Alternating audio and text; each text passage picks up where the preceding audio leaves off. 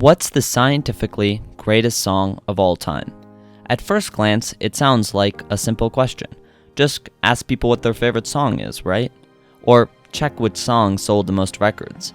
Or maybe look for one that makes the most people cry. But none of those really give you a solid answer.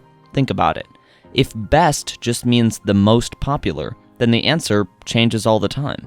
Today's chart topper might be forgotten in 5 years. What's popular now probably won't be remembered decades from now. Popularity is fleeting, like a gust of wind. Here, then gone. So that's not it. What about emotional impact?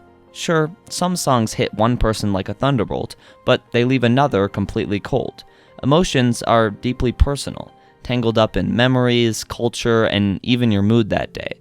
A song might bring one person to tears and do absolutely nothing for someone else. If best depends on how a song makes you feel, then there's no universal answer. So, okay, maybe it's about catchiness, the song you just can't get out of your head. But that's often engineered.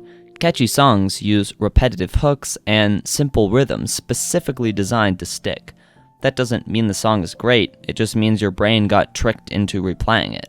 Sometimes catchy just means shallow. Maybe memorability is the key. But what makes a song memorable? Is it the lyrics, the artist, the moment you first heard it? Most of what we call memorable is tied to external factors: nostalgia, timing, repetition, things that have more to do with your life than the actual structure of the song. So if popularity, emotion, catchiness, and memory don't hold up, what does? How do you find the greatest song of all time without relying on trends, feelings, or marketing? The answer lies beneath all of that, in the science of how we actually hear. There's a whole field dedicated to this: psychoacoustics. It's not just about pitch or volume. Psychoacoustics studies how the human brain perceives sound, how certain tones blend, how rhythms interact, how our ears respond to different frequencies. It pulls back the curtain on why certain sounds feel good to us, and why others don't.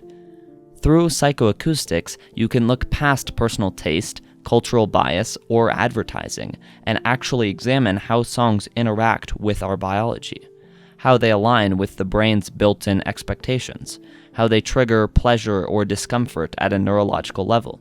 When you start seeing music this way, patterns begin to emerge.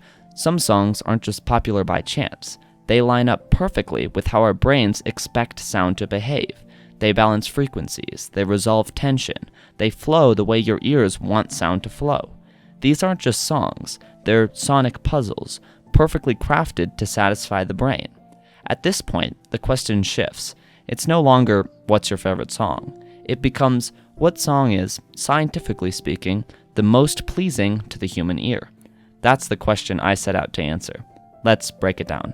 First, harmonic complexity. Our ears naturally prefer consonants when notes blend cleanly. Think perfect fifths, octaves, and thirds. These combinations create stability, a sense of resolution. But too much harmony becomes boring. The brain wants contrast. It craves a little tension, just enough dissonance to keep things interesting. The best songs don't avoid dissonance, they use it strategically. They create little moments of friction and then resolve them in a way that's satisfying. That's where the magic lives. Classical composers understood this deeply, but some modern pop songs hit the same sweet spot, sometimes by design, sometimes by accident. One study found that Adele's "Someone Like You" creates an ideal emotional arc, not because of the lyrics, but because of its sound structure. The chords hover on the edge between harmony and heartbreak, shifting just enough to keep your brain engaged without making you uncomfortable. This is harmonic storytelling, and your brain loves it. Next, tonal balance. Every sound has a frequency spectrum, lows, mids, and highs, but our ears don't treat all frequencies equally. We're especially sensitive to the 2 to 5 kilohertz range, the same range where human screams and crying live, probably for evolutionary reasons. Too much energy here, and even a well-written song becomes harsh or fatiguing. So the best songs are mixed carefully. Engineers shape the EQ curve to avoid listener fatigue. No piercing highs, no muddy lows, just a sculpted sound that feels natural and effortless. This is where tools like spectrograms come in, visual maps of sound frequencies.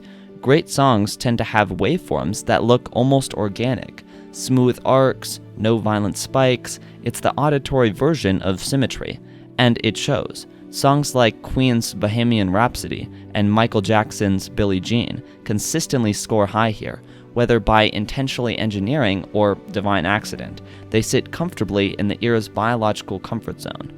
Third, dynamic range. Your brain thrives on contrast, not just in volume, but in density and space.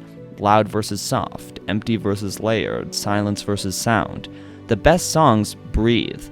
They rise and fall. They give you moments of tension, then relief. Too much range feels chaotic. Too little feels flat. But when done right, it feels like the song is alive, like it's a living thing. A great example? Daft Punk's Get Lucky. Minimalist, but each instrument has its moment. The rhythm breathes. The sounds are spaced. Nothing crowds the mix. It's a sonic dance, and your ears instinctively know how to follow it.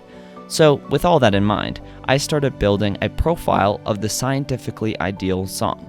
It would hit mostly consonant harmonies with brief, resolving dissonance, stay within the ear's most pleasant frequency zones, maintain a clean dynamic range without distortion or listener fatigue, be mixed to spread sound spatially, not crammed into one sonic corner, and most importantly, still trigger emotional movement. A few songs keep popping up across studies and waveform analyses. Yesterday by the Beatles, Clair de Lune by Debussy, Heroes by David Bowie, Bohemian Rhapsody again, Time by Hans Zimmer, a slow building with harmonic layering and a powerful crescendo. All of them check multiple boxes on the psychoacoustic chart, but one song shows up almost every time. In harmonic studies, in frequency analyses, in brain scans measuring musical pleasure, it's Strawberry Fields Forever. John Lennon recorded 2 different versions of the song, in 2 different keys and tempos, and then spliced them together. That shouldn't work, and yet it does. The harmonics clash, then resolve. The arrangement is complex, yet never feels crowded. The EQ curve, weirdly perfect. And despite everything unconventional about it, it feels right. It's not the catchiest song, nor the most famous, but in terms of pure psychoacoustic structure, it checks every box. So, is that it? Did we just find the greatest song of all time? Maybe. If you strip away lyrics, genre, nostalgia, and just ask which song fits the human ear best, then yeah, Strawberry Fields Forever might be it. But also, who cares? The best song isn't the one that wins in a lab, it's the one that means something to you. Science can explain how a sound moves through the ear, but it can't explain that weird aching feeling in your chest when a song hits just right. It can't explain the goosebumps or the tears, or the way one song becomes the soundtrack to your life. Still, if you ever wanted to know the most sonically perfect track ever made, now you know where to start.